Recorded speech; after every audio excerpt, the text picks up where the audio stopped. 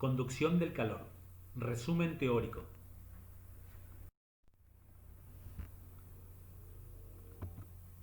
Si pudiéramos ver en las profundidades de un cuerpo sólido, notaríamos que los átomos están en constante movimiento vibratorio en espacios definidos.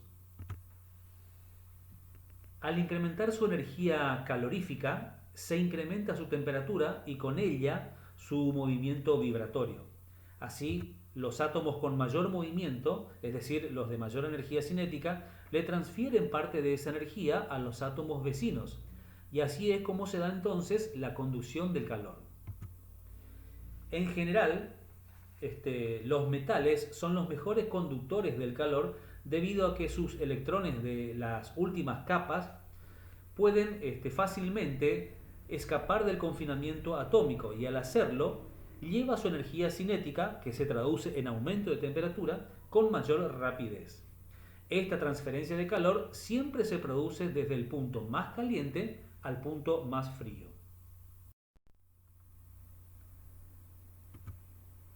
La transferencia de calor será posible mientras exista diferencia de temperatura entre un cuerpo y otro o entre partes diferentes de un mismo cuerpo. La dirección del flujo de calor, también denominada corriente de calor, va desde la fuente caliente a la fuente fría. Consideremos la siguiente figura, que consiste en una fuente de calor, que puede ser un mechero o una vela. Esta incide en el extremo izquierdo de esta varilla metálica. Por lo tanto, los átomos que están en este punto son los que más rápidamente se van a calentar y los que más rápidamente van a incrementar su energía cinética. De esa manera, le transfieren su energía a los átomos vecinos y se conduce el calor a través de la longitud de la varilla hasta el otro extremo.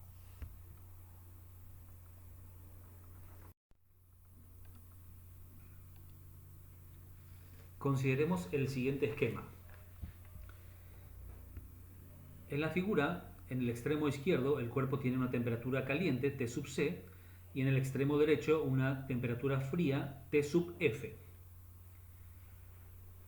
El calor, el flujo de calor entonces, se conducirá a través de la varilla de longitud L y área transversal A. Aquí representamos el flujo de calor con estas líneas de color, estas flechas de color lila, que pasan a través de esta área transversal A y se desplaza una longitud L. Consideremos que las paredes de este cilindro están recubiertas de un material aislante, por lo tanto no se disipa calor a través de estas paredes, sino que solamente en la dirección de la longitud de ella. Si se transfiere una cantidad de calor delta Q por la varilla, recordemos que la letra griega delta me está indicando una variación, en este caso la variación de la cantidad de calor por la varilla en un tiempo delta T. Delta T entonces es la variación del tiempo. La tasa de flujo de calor es delta Q sobre delta T, o mejor dicho, la variación de la cantidad de calor respecto de la variación del tiempo. O de manera más simple, Q sobre T. Llamamos a esta entonces la corriente de calor. Experimentalmente se comprueba que cuanto mayor sea el área transversal del cuerpo, en el ejemplo la varilla, y mayor sea la diferencia de temperatura entre el punto caliente y el punto frío, mayor será el flujo de calor. Por el contrario, cuanto mayor sea la longitud o el espesor del material que debe atravesar el calor, menor será el flujo de calor. A estas relaciones se le introduce una constante K llamada conductividad térmica, la cual nos informa qué tan rápido conduce el calor un material específico. Cada material tiene un K característico ya registrado en tabla por los científicos. Entonces, la expresión matemática para la conducción del calor entre materiales sólidos es la siguiente, es igual a la cantidad de calor respecto de la unidad de tiempo, y esta es igual a K por A por la diferencia de temperatura sobre L, donde Q es la cantidad de calor T es la unidad de tiempo, K es la constante de conductividad térmica, A es el área transversal por donde fluye la corriente de calor, entre paréntesis tenemos la diferencia de temperatura entre el punto caliente y el punto frío, y en el denominador la longitud L del espesor. Teniendo en cuenta la ecuación matemática, la fórmula matemática, a esta fórmula se la denomina también ley de Fourier, las unidades de medida surgen de la misma fórmula. Al flujo de calor, que es igual a la energía calorífica respecto del tiempo, se mide en joules sobre segundos, y joules sobre segundos es igual a watts. Entonces, lo que estamos midiendo es la potencia del calor. Por su parte,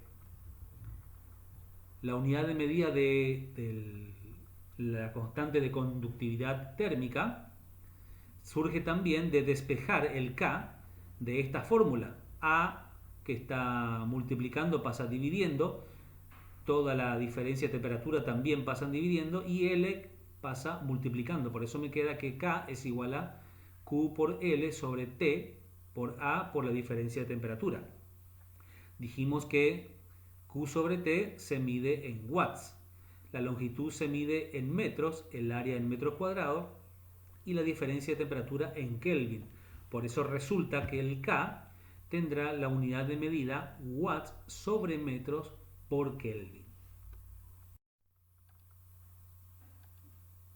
Resistencia térmica.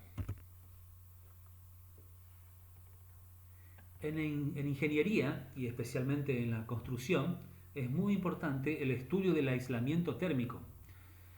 Los ingenieros usan el concepto de resistencia térmica, que se denota con la letra R, para conocer qué tipo de placa de un material será necesario utilizar para impedir el flujo de calor desde afuera hacia adentro en los días calurosos o desde adentro hacia afuera en los días más fríos. Entonces, de la fórmula de la ley de Fourier, tenemos que en el denominador una nueva magnitud llamada la resistencia térmica que denotamos con R. La resistencia térmica es la razón entre la longitud L, es decir, el espesor de la placa del material, y la constante de conductividad térmica K. Esta magnitud, la resistencia térmica, tendrá como unidad de medida, resultante de la fórmula misma, metro cuadrado por Kelvin sobre watts.